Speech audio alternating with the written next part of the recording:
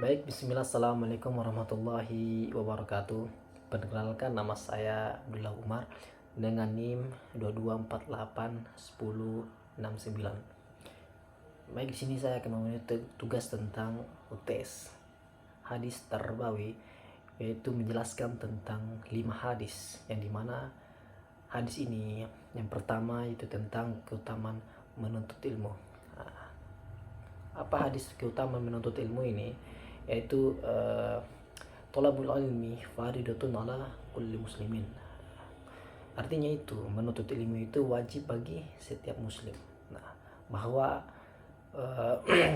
menuntut ilmu itu dalam Islam yaitu sangat dimuliakan oleh banyak orang dan disukai oleh Allah Subhanahu wa taala.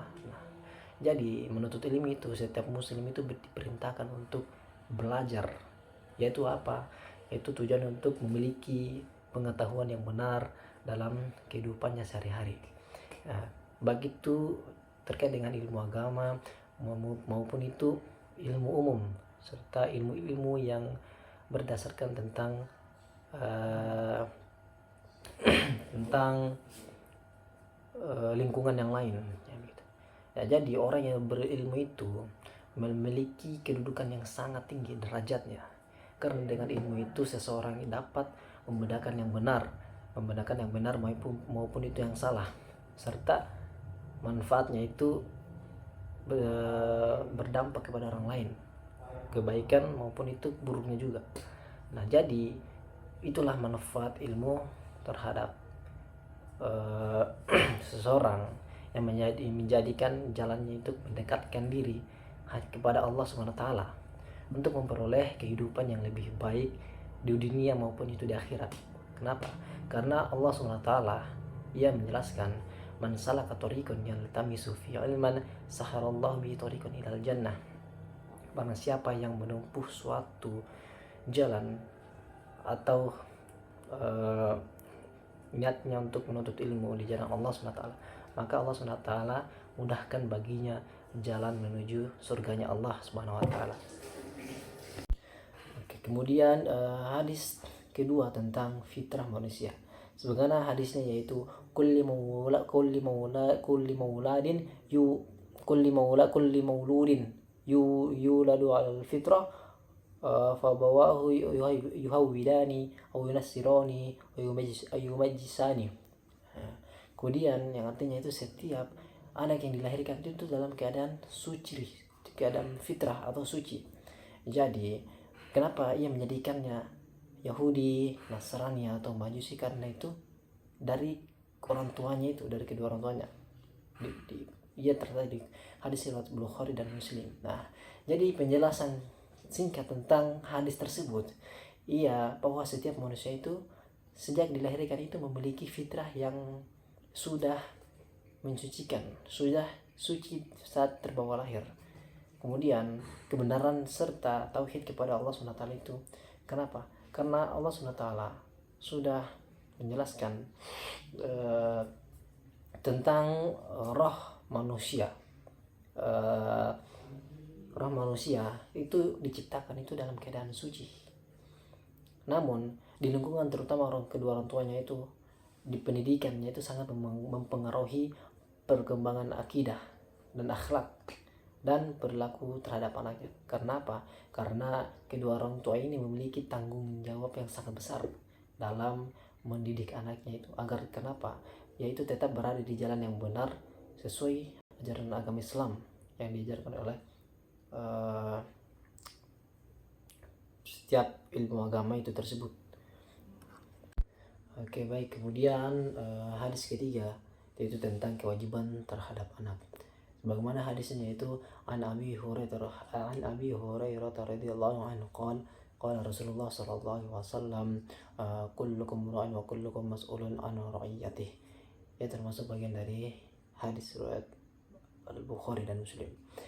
Yang bagaimana artinya itu setiap kalian itu adalah pimpinan dan setiap kalian itu akan diminta pertanggungjawaban atas kepemimpinannya. Jadi bahwa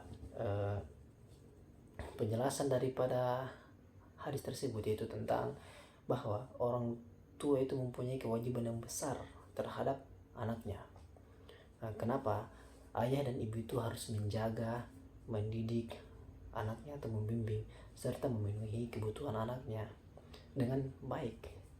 Karena seseorang itu, orang tua itu tidak hanya bertanggung jawab saja, tidak hanya melindunginya saja, tidak hanya perlu memanjanya saja, tidak.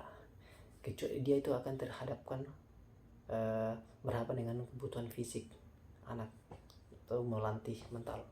Bukan hanya itu, tetapi juga berpendidikan, mengasah otak dan apa yang tidak diketahui menjadi tahu. Kemudian akhlaknya diajarkan dan agama mereka diajarkan.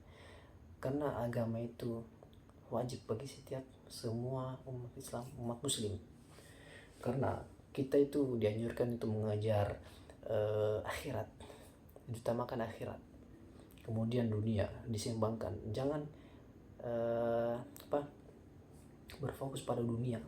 Karena kalau kita fokus pada dunia, itu 100% atau berapa persen itu akhirat tidak akan mengikutinya. Jadi kalau kita fokus ke dunia, bukan tidak di akhirat. Kecuali kita fokus di akhirat, kecuali kita fokus di akhirat, mengejar akhirat, maka otomatis itu dunia akan mengikuti juga. Begitu. Jadi dalam Islam itu anak itu diamanahkan oleh Allah SWT, sehingga orang tua itu wajib memberikan kasih sayang terhadap anaknya dan perhatian dan pendidikan yang baik agar anaknya itu tumbuh menjadi pribadi yang saleh dan berakhlak mulia. Baik, kemudian hadis yang keempat yang menjelaskan tentang metode pendidikan Islam. Jadi hadisnya berbunyi, An Abi Hurairah radhiyallahu anhu qala Rasulullah sallallahu alaihi wasallam, innallaha yuhibbur rifqa innallaha rafiqun yuhibbur rifqa fil amri kullih. Jadi kemudian yang artinya sesungguhnya Allah itu maha lembut dan menyukai kelembutan dalam segala urusannya. Nah, kemudian ini terdapat di hadis riwayat Bukhari dan Muslim. Jadi penjelasan hadis tersebut, hadis ini menjelaskan bahwa dalam pendidikan Islam itu seseorang pendidik itu harus menggunakan yang namanya metode yang lembut. Bukan hanya sembarang metode, kan banyak macam metode itu mengajarkan tentang bagaimana cara mengajar terhadap anaknya, maksudnya terhadap pendidik, peserta didik, sampai ia itu bisa memahami sesuatu hal, bagaimana cara ia menyampaikan materi atau ilmu maupun itu. Nah, jadi metode ini diajarkan untuk kita dimudahkan untuk memperkuat penangkapan pemahaman kita terhadap guru. Nah, itu bagaimana? Yaitu caranya untuk mengajar pada muridnya itu tentang bagaimana cara kita bersikap lembut, sabar dan tidak kasar kepada peserta didiknya. Nah, maka kita itu harus bersikap lemah, lembut untuk membuat anak itu murid lebih mudah menerima ilmu dan nasihat dari gurunya tersebut. Nah, kemudian metode pendidikan ini berkandung dalam hadis, yaitu yang pertama itu hadis tentang